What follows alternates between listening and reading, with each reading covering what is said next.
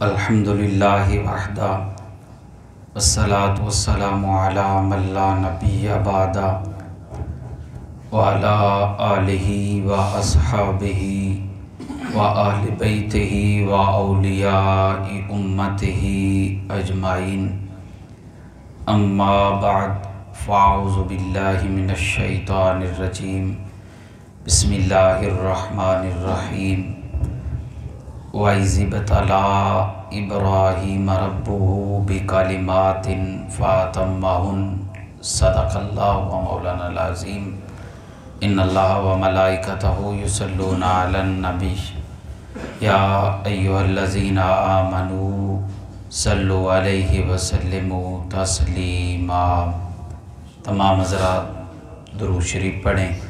अल्लाहुम्मा सल्लि अला सय्यिदिना व मौलाना मुहम्मद व अला आलि सय्यिदिना व मौलाना मुहम्मद व बारिक व सल्लिम व सल्लि अलैहि। बाद हम्द सलात जुमा शरीफ का अज़मतों रिफ़तों वाला दिन जारी सारी है। हम अल्लाह के घर के अंदर नमाज जुमा के लिए हाज़िर हैं। अल्लाह करीम हमारी हाज़िरी अपनी बारगाह में शर्फ़ कबूलियत अता फ़रमाए। ज़िलहज शरीफ का मुक़द्दस महीना शुरू हो चुका है। इस महीने के अंदर अल्लाह के पाक पैगंबर हज़रत इब्राहीम अलैहिस्सलातु वस्सलाम आपकी कुर्बानियों का तज़किरा किया जाता है। सुन्नत इब्राहीमी की तकमील भी इसी महीने के अंदर होती है। जिन लोगों को मेरे मालिक ने दौलत से नवाज रखा है वो लोग अल्लाह की बारगाह के अंदर सुन्नत इब्राहीमी की तकमील करेंगे। पिछला जुमा कुर्बानी की अहमियत व फ़जीलत और जो फ़िक़ी मसाइल थे उस पे मैंने तफ़सीली गुफ्तगू आप लोगों के सामने पेश की। आज की इस नशिस्त के अंदर हज़रत इब्राहीम अलैहिस्सलातु वस्सलाम जिन आज़माइशों से गुज़रे उनका कुछ ज़िक्र करूँगा। याद रखें जो आज़माइश होती है वो अल्लाह के कुर्ब का ज़रिया बनती है। अगर किसी साले नेक मुत्तकी परहेज़गार बंदे को कोई आज़माइश आ जाती है बीमारी की सूरत में, माल की कमी के अंदर और किसी हवाले से कोई आज़माइश आती है तो वो कुर्ब इलाही का ज़रिया होती है। और जो गुनाहगार होता है उस पे कोई इस तरह की आफत आती है तो वो उसके गुनाहों का यानी मामला होता है, उसके गुनाह जो उसने किए हुए हैं उनकी सज़ा के तौर पे होती है। अल्लाह रब्बुल आलमीन ने कुरान मजीद में वो कानून बयान किया। फरमाया वाला नबलुवन्नकुम बिशैइम मिनल खौफ़ि वल जू व नक़्सिम मिनल अम्वालि वल अनफुसि वस्समरात। फरमाया मैं अपने बंदों की आज़माइश करता हूँ, मालों में कमी करके, जानों में कमी करके, फलों में कमी करके, मुख्तलिफ़ तरीक़ों से उन्हें भूख देकर। फरमाया मैं उनको चेक करता हूँ, उनकी आज़माइश करता हूँ। फिर जो हज़रत इब्राहीम अलैहिस्सलातु वस्सलाम का तज़किरा है, अल्लाह ने तो वाज़िह अल्फाज में आपको आज़माइश के अंदर डालने का हुक्म दिया। फरमाया मेरे पैगंबर तैयार हो जा। वइज़िबतला इब्राहीम रब्बुहु बिकलिमातिन। फरमाया हमने इब्राहीम को मुख्तलिफ़ मामलात के अंदर आज़माइश के अंदर डाला। अब देखे ना फिर हदीस पाक पहले सुन लें, मज़ीद आगे वज़ाहत समझ आ जाएगी गुफ्तगू। अल्लाह के महबूब सल्लल्लाहु अलैहि वसल्लम आप फरमाने लगे कि जो बंदा मोमन होता है ना, अल्लाह उस पर आज़माइशें डालता है। जितना जितना इंसान का अल्लाह की बारगाह में मकाम है ना, उस हिसाब से बंदे पे आज़माइश आती है। पूछा कि या रसूल अल्लाह, जितना इंसान का दर्जा तकवा है, परहेज़गारी है, उस हिसाब से उस पर आज़माइशें आती है। अल्लाह के महबूब ने फरमाया सबसे बड़ी जो आज़माइशें है ना, वो नबियों पे आती हैं। फिर जूँ जूँ दर्जा अल्लाह का कुर्ब जितना है इंसान को हासिल, उस हिसाब से उस बंदे पे आज़माइशें आती हैं। तो हज़रत इब्राहीम पे तो बेशुमार आज़माइशें आई, और ऐसी आज़माइशें आपकी अगर पैदाइश को देखा जाए तो बहुत बड़ी आज़माइश थी। दुनिया पे आना ही बहुत बड़ा इम्तिहान था। जब नमरूद को उसके जो हवारी थे उन्होंने कहा कि एक बच्चा पैदा होने वाला है, ख्वाब देखा बच्चा पैदा होने वाला है, वो बच्चा ऐसा होगा कि तेरी हुकूमत को ख़त्म कर देगा। उसने कहा मैं पूरी दुनिया पे बादशाहत करने वाला हूँ, मैं वो बच्चे ही नहीं पैदा होने देता।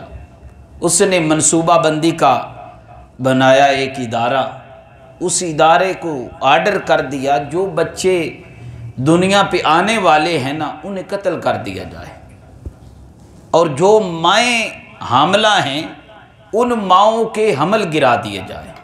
आज के बाद कोई मर्द अपनी बीवी के पास ना जाए, ये जो खलवत सैया का मामला है ये ख़त्म कर दिया जाए। कुतब के अंदर आता है कि 1,20,000 बच्चा उसने कत्ल करवाया, 80,000 जो माएँ थी उनके हमल गिरवाए।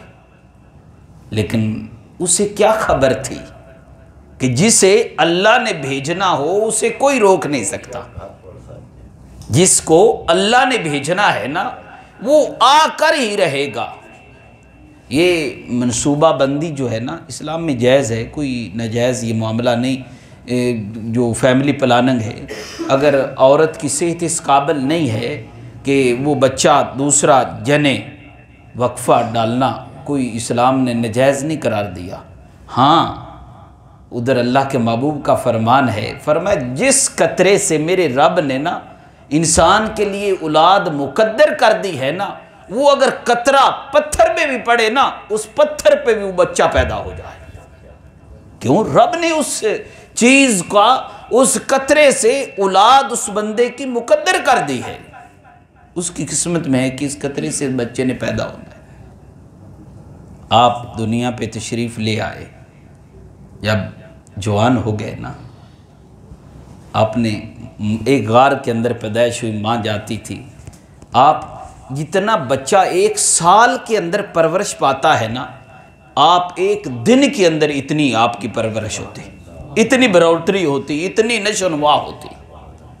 आपकी माँ जाती उस गार के अंदर जाकर देखती, आप देख गए पहुँची ना, तो देखती हैं आपने ना अपना पंजा पूरा ये हाथ अपने मुंह में डाला हुआ है, आप लेटे हुए मुंह में डाला हुआ है। आपने पैर निकाला ना तो देखा एक से शहद है, एक से दूध जारी है, एक से पानी जारी है, एक से दूसरे मशरूबात जो जारी हैं। आप वो घी का भी एक रवायत के अंदर एक से घी जारी है, आप वो खा रहे हैं और नशोनुमा हो रही है। जब कुछ बड़े हुए ना तो माँ से सवाल किया, अम्मी जान इधर मैं अकेला हूँ, बताएं हमारा अल्लाह कौन है?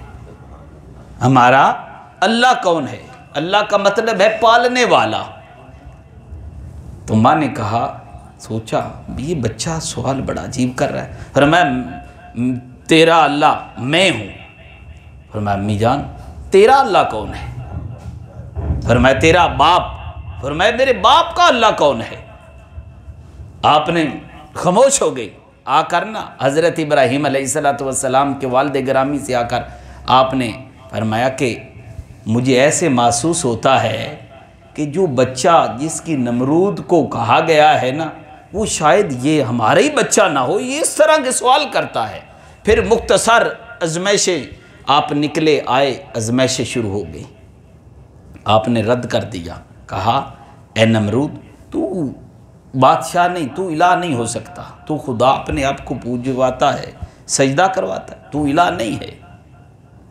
इलाह तो वो है जिसने सारी कायनात को पैदा किया है, जो खालिक है, जो राज़िक है, वो इलाह है। मुख्तलिफ आज़माइशें आती रही। क्या हुआ? नमरूद के दरबार, कुरान 3 पारा वो मुनाजरा मौजूद है जो आपने जाकर नमरूद के दरबार में किया। कहा कि तू कैसे रब हो सकता है? लोगों को नमरूद ने अपने बुत बनवा रखे थे, लोग उसके सामने सजदा, जहाँ पे दूसरे गांव थे ना, वहाँ वो बुत रख के सामने सजदा करते, उसको इलाह मानते, अपना रब जानते। कहा ये कैसे हो सकता है? तू भला इलाह हो सकता है? जाकर आपने कहा तू नहीं हो सकता, तू झूठा है। आपने कहा बता, तू अगर रब है, सूरज जो है ना ये मशरक की तरफ, मशरक से तलू होता है, मगरब में गरूब होता है। अगर तू खुदा है ना तो ये उल्ट कर दे, मगरब से तलू कर और मशरक की तरफ इसको गरूब कर। और भी बड़े आपने दलाइल दिए।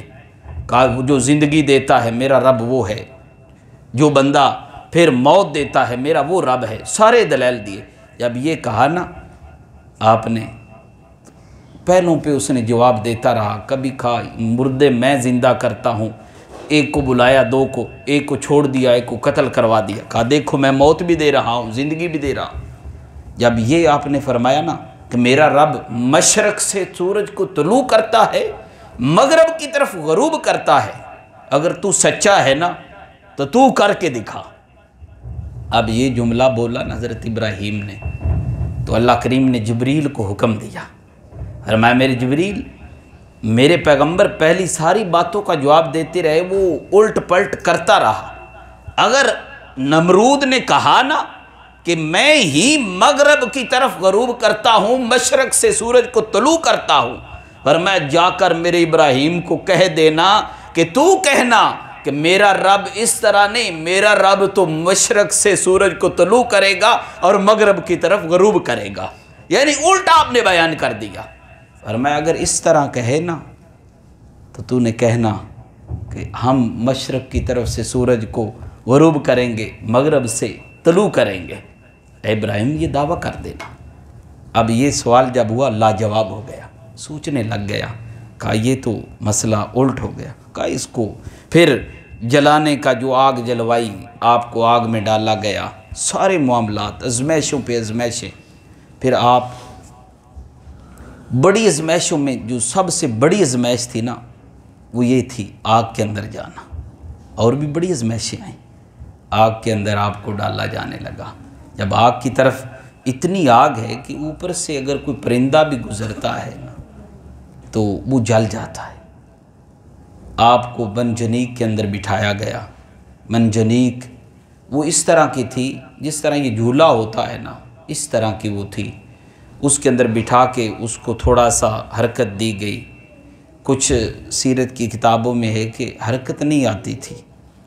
आप अल्लाह के नबी थे, कोई हरकत नहीं दे सकता। शैतान इंसानी शक्ल में आया, आकर कहने लगा कि आप हरकत नहीं ना होती, आप इस तरह करें कि यहाँ पे 40 मर्दो औरत यहाँ पे आकर बदकारी करें तो ये हरकत में आ जाएगी मंजनीक।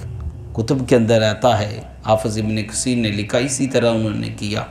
अब जब वो ज़मीन के ऊपर इस तरह का गुनाह किया गया तो वो ज़मीन की तालाबें जो हैं वो जल गई और मंजनीक जो है ना वो हरकत में आई। और हरकत आई तो आपको आग के तरफ सफ़र शुरू हुआ। जब आग के करीब पहुँचे ना, अल्लाह करीम ने जिब्रील को हुक्म दिया, फरमाया जाओ मेरा आग को पैगाम दो।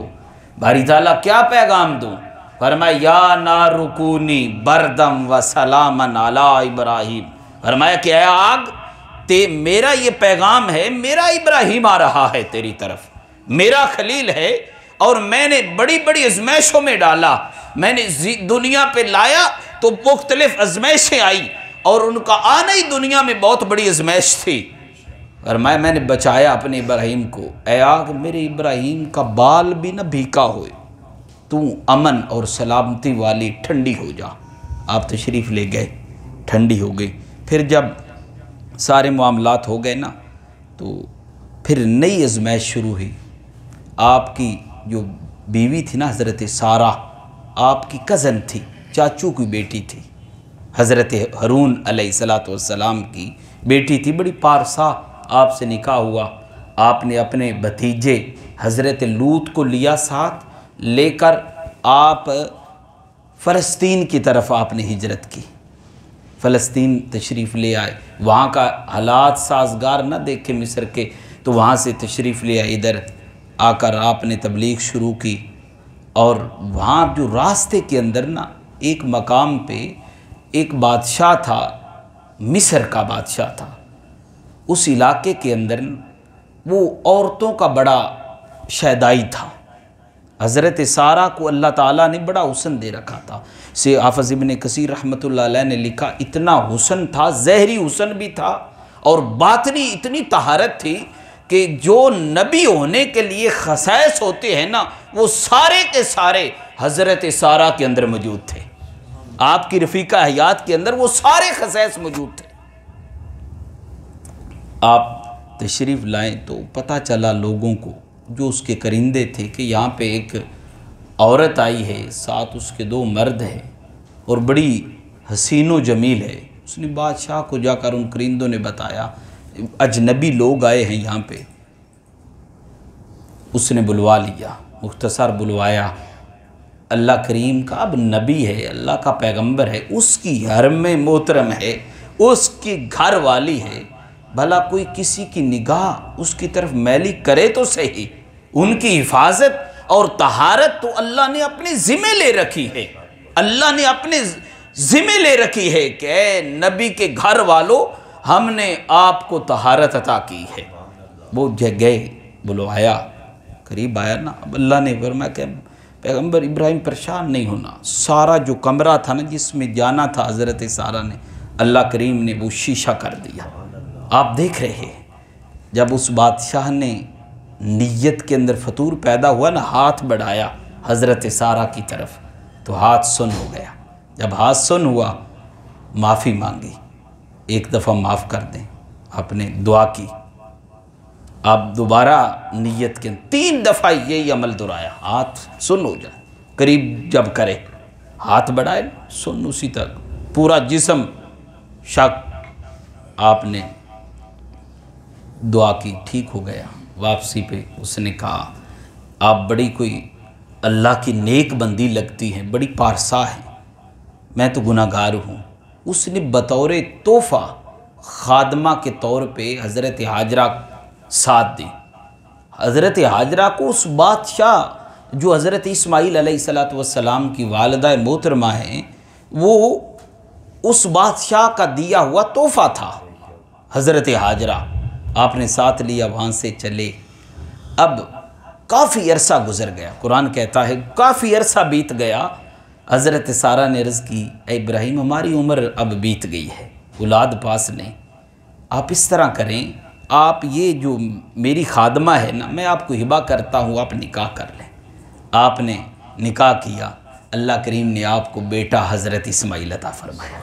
हज़रत हाजरा के बतन अक़दस से अल्लाह करीम ने इस्माईल अलैहिस्सलातु वस्सलाम अता फरमाए। अब जो जब पैदा हो गए, आप जवान हो गए, 10 साल 8 साल उम्र है, जानते हैं आप, हज़रत सारा के दिल के अंदर ख्याल आया, कहा ये हमारी नौकरानी थी, अब ये तो मालिक बन गई।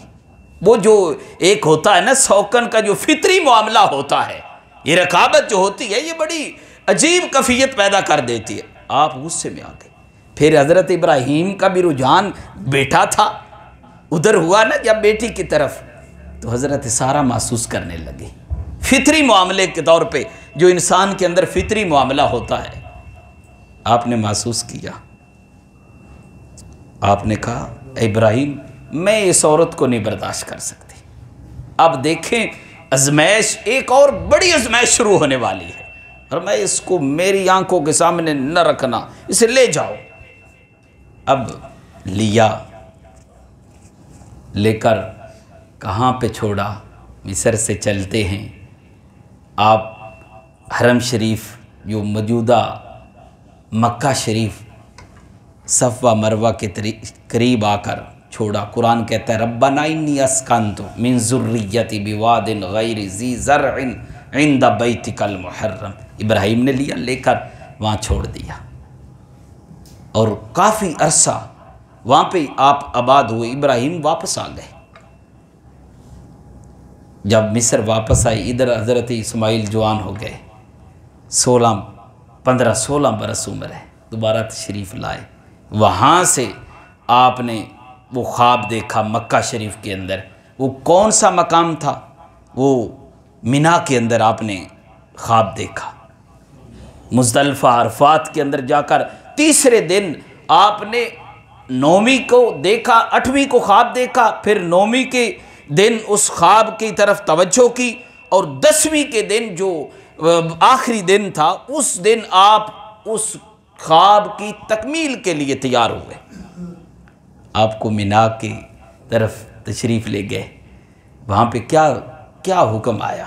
और मैं मेरे पैगंबर सारी आज़माइशों से, कभी बीवी के मामलात हैं, कभी नमरूद की सख्ती है, कभी आग के अंदर जाना, कभी माल की कुर्बानी है, ये सारी आज़माइशों से गुज़र कर अल्लाह का नबी अब आखिरी जो फ़ाइनल आज़माइश थी ना, उसकी तरफ तशरीफ़ ले गए। अब आज़माइश क्या आज़माइश है? बेटा भी वो आखिरी उम्र के हिस्से में मिला है, आखिरी हिस्से में मिला है और ज़िबा करने के लिए जा रहे हैं। अल्लाह ताला ने आप घर से तैयार किया माँ ने, फिर जो है ना वो कंकरे जो शैतान को वहाँ पे मारे जाते हैं, जमरात किया जाता है, वो भी मकाम बड़ा अजीब वो वाक़या भी है। जब आप हज़रत हाजरा को हुक्म दिया मेरे बेटे को तैयार करो, मैं एक दावत पे जा रहा हूँ, आपने तैयार किया, रस्सी भी घर से ली, छुरी ली, लेकर आप तशरीफ़ ले गए।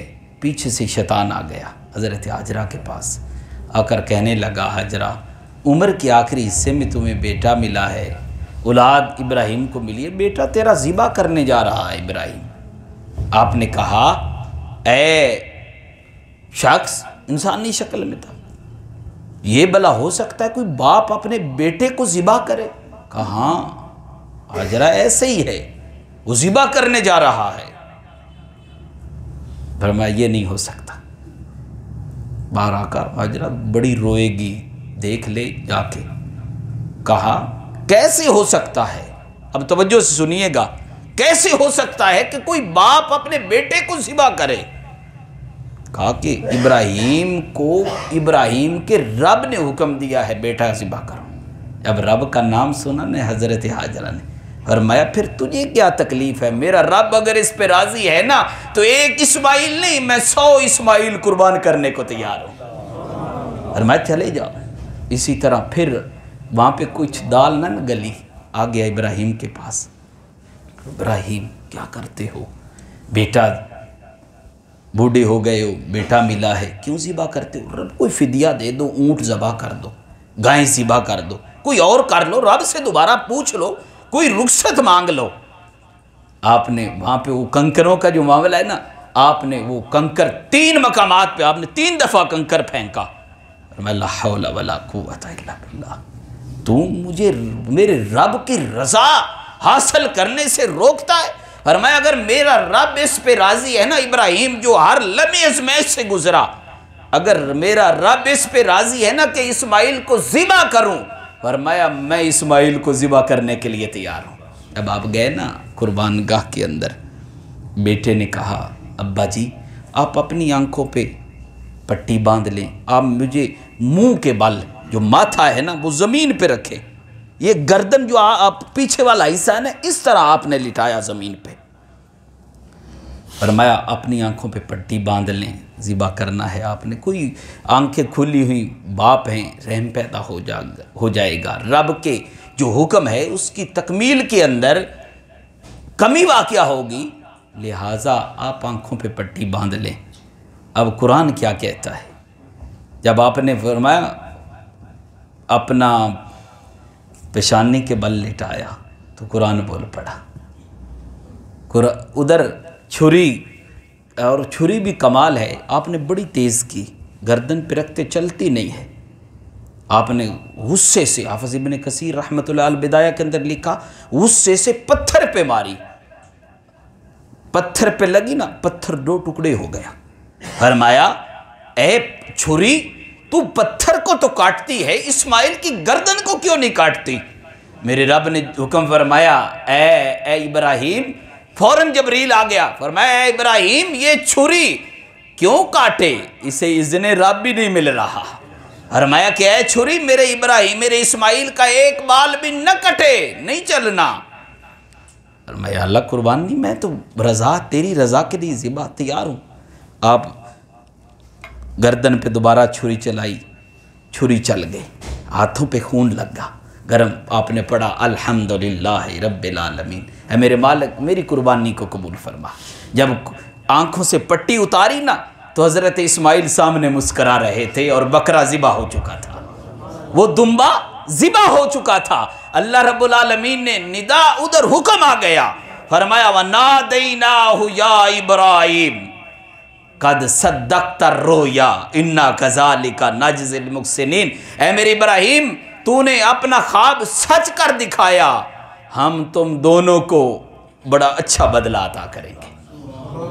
और यहाँ पे हज़रत इब्राहीम अलैहिस्सलातु वस्सलाम की जो है ना फ़िदिये का हुक्म दिया। फरमाया वफ़दैनाहु बिज़िब्हिन अज़ीम, हमने इस्माइल के बदले कुर्बानी, फरमाया अजर इब्राहीम तेरी बेटे की कुर्बानी की है तुझे, लेकिन हमने फ़िदिये के तौर पे हज़रत इस्माइल अलैहिस्सलातु वस्सलाम की जगह पे दुम्बा, जन्नती दुम्बा भेजा और उसकी कुर्बानी को कबूल किया। ज़रात गिरामी, ये मुख्तसर तारफ़ था हज़रत इब्राहीम अलैहिस्सलातु वस्सलाम की आज़माइशें और कुर्बानियों का। वक्त भी ख़त्म हो गया। पिछले जुमे पे 3 सवाल पूछे गए थे। पहले तो कुर्बानी के मुतल्लिक़ ही हैं ये सवालात कि रसूल अल्लाह सल्लल्लाहु अलैहि वसल्लम की कुर्बानी करना कैसा है, और बंदा एक अपनी नहीं देता, रसूलुल्लाह सल्लल्लाहु अलैहि वसल्लम की कुर्बानी देता है, क्या ये ठीक है? देखें, ये नफली कुर्बानी है, रसूल अल्लाह सल्लल्लाहु अलैहि वसल्लम की कोई देता है तो ये अच्छा अमल है, बड़े खूबसूरत अमल है। क्यों? अल्लाह के महबूब ने अपनी उम्मत की तरफ से कुर्बानी दी है, और जो सहब निसाब ताकत रखता है ना, हिम्मत, उसके अंदर इस्तात है, हिम्मत है, उसे चाहिए कि वो रसूलुल्लाह की कुर्बानी दिया करे। और अगर वो अपनी तरफ से नहीं देता, सिर्फ रसूलुल्लाह सल्लल्लाहु अलैहि वसल्लम की कुर्बानी देता है, फिर वो गुनाहगार है। क्यों? उस पे वाजिब है। और दूसरी, आपकी कुर्बानी देना हम पे वाजिब नहीं है, मुस्तहब अमल है। हाँ, अपनी दे, उसके बाद किसी की देता है तो फिर कबूल है, चाहे माँ की है, बाप की फौतशुदगान है, किसी की भी देता है तो कबूल है।